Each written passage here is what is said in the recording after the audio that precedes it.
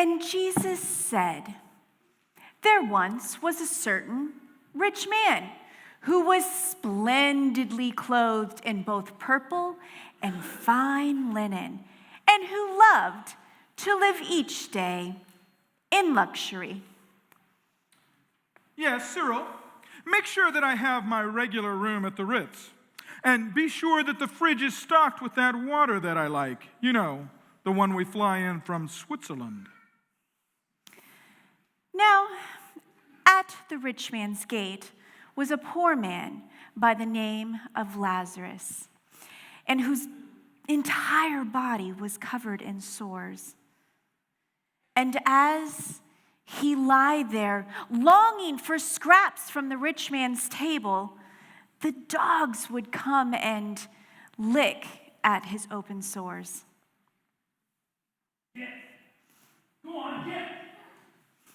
I don't have anything for you.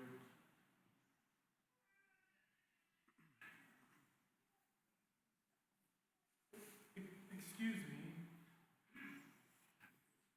Sir, excuse me?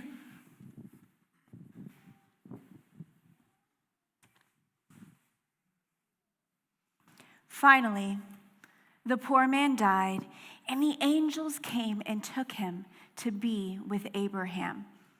The rich man, well, he also passed away. His body was buried, but his soul went to the place of the dead. And there, in his torment, he looked off in the distance and saw Abraham with Lazarus at his side. And the rich man shouted, Abraham, send Lazarus over with some water, any kind of water, to cool my tongue, for I'm in agony in these flames. But Abraham replied, Son, remember, during your lifetime, you had everything. Lazarus had nothing. So he is here now being comforted, and you are in anguish.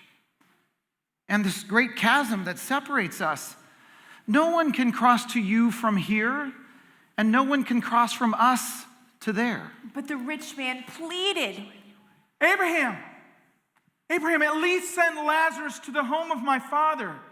For I have 5 brothers, and they need to be warned so they do not end up in this torment. Abraham said, Moses and the prophets have warned them. Your brothers can read. Then the rich man said, No, if someone were to come back from the dead, then they would repent and turn to God.